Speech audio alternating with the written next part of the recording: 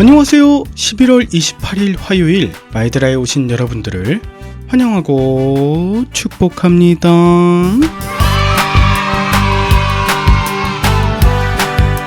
저는 어제부터 오전 시간을 이용해서 운동을 다시 시작했습니다. 요즘 제가 애들 밥을 차려주다 보니 애들이 먹다 남기는 밥을 버리기 아까워 다 먹다 보니 체중이 많이 불었거든요. 그래서 다시 운동하면서 식단 조절을 하고자 합니다. 신년 목표에 다이어트가 들어가는 일 없도록 미리 건강 챙기고 체중 조절하겠다는 의지인데요. 모쪼록 날씨가 많이 쌀쌀해지고 이래저래 바쁘시겠지만 여러분도 이때를 오히려 기회 삼으셔서 미리 준비하시고 대비하시면 좋겠습니다. 모쪼록 오늘도 파이팅 하시길 바라며 오늘의 마이드라를 힘차게 시작해 보도록 하겠습니다. 자, 출발!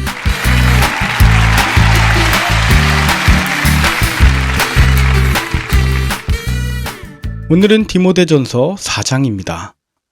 바울은 본문 1절에서 성령께서 후일에 교회 안에 사람들이 믿음에서 떠나는 일들이 생길 것에 대해 경고하셨다고 말합니다.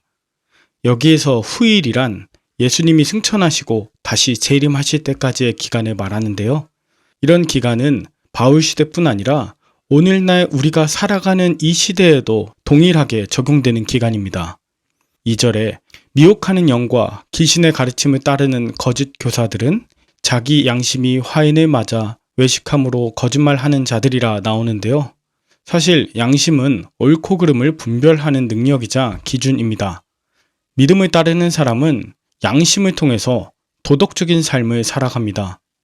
즉, 믿음이 있다고 하면서 자신의 욕망을 채우기 위해 남을 짓밟고 괴롭히는 것을 즐기는 것은 참된 신앙인의 모습이라 할 수 없습니다.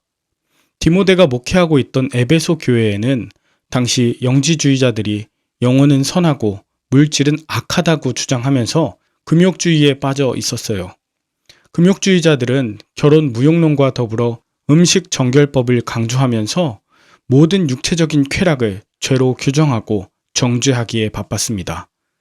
그러나 이것은 죄로부터 구원받은 성도들을 또다시 율법 안에 올가매는 신율법주의입니다.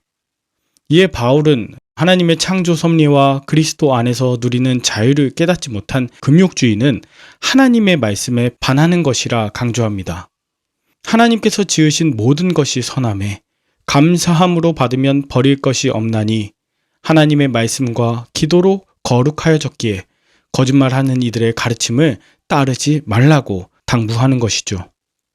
디모데가 목회하는 에베소 교회는 영지주의를 기반으로 하는 이런 금욕주의 또 율법주의자들이 판을 치고 있음과 동시에 또 하나의 어려움이 있었습니다.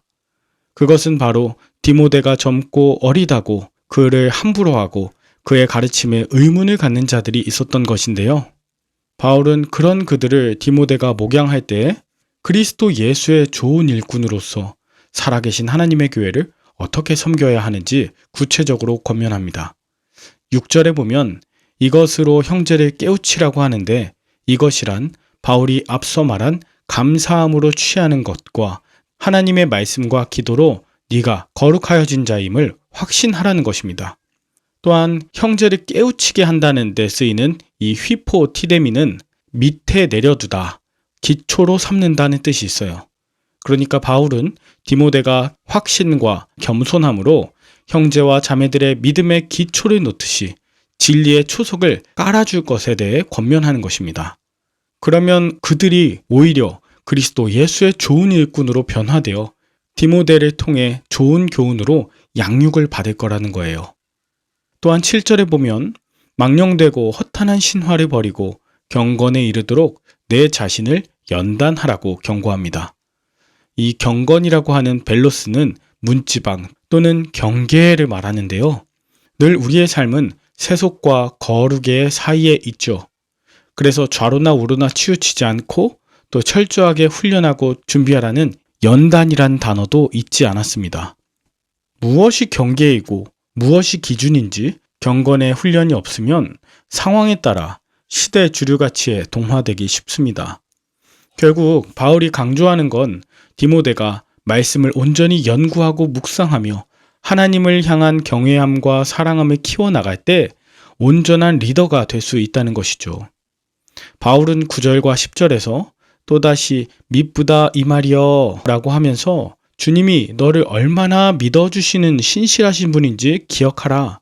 또 경건의 연단, 즉 말씀의 훈련으로 에베소 성도들의 중심을 잡아주고 기초를 깔아주며 현재의 고난을 감내하게 하는 원동력이자 소망을 하나님께 둘 수 있게 하라고 당부하는 것이죠.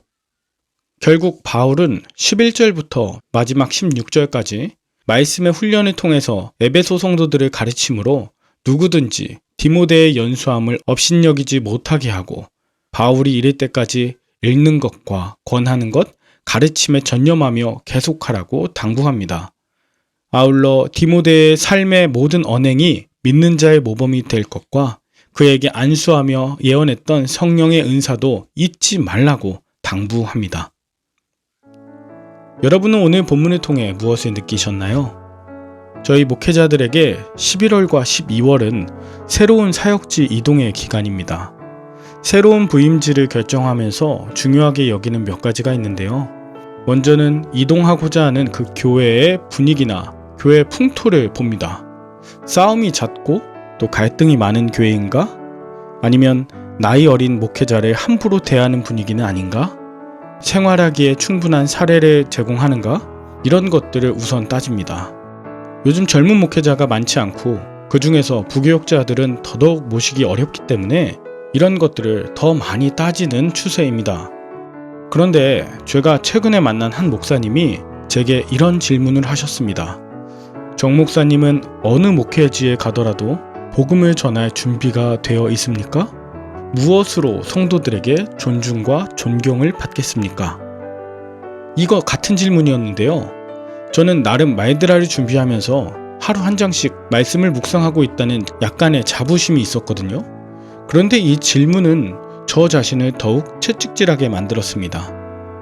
묵상하는 수준을 넘어 읽고 권하고 가르치는 것에 더욱 힘을 낼 때에 성도들로부터 존중과 존경을 받는구나. 내 자신을 살피고 말씀과 더불어 논문 많이 읽고 책 읽기와 글쓰기 하는 행함에 더욱 열심을 내야겠다는 다짐이 들었던 것입니다. 여러분은 어떤 방식으로 여러분의 신앙 중심을 지키시면서 모범이 되시나요? 또한 어떤 방식으로 다른 이를 구원할 일을 준비하고 계시나요? 오늘 저와 여러분의 삶의 자리에 비본질적인 것이 아닌 맡겨주신 바, 행할 바에 대해 전심전력하실 수 있기를 바랍니다. 함께 기도할까요? 하나님 아버지, 우리가 사는 이 세상, 심지어 교회 안에도 이런저런 잘못된 가르침과 거짓말로 속이는 자들이 있습니다. 그러나 그런 걸 두려워하기보다 내가 하나님의 은혜 가운데 거하고 있음을 확신하고 말씀으로 나 자신을 늘 깨우치며 적용한 바를 나누는 전도자의 삶을 살게 하여 주옵소서. 어려운 교회라고 상황을 탓하거나 나이가 어리다고 스스로를 가볍게 여기지 않게 하시고 그저 맡겨주신 자리에서 하나님의 말씀과 기도로 거룩하여지며 구원을 이루는데 전심전력하게 하옵소서. 예수님의 이름으로 기도합니다. 아멘. 오늘도 좋은 하루 되시길 바라며 저는 내일 다시 찾아뵙도록 하겠습니다. 샬롬.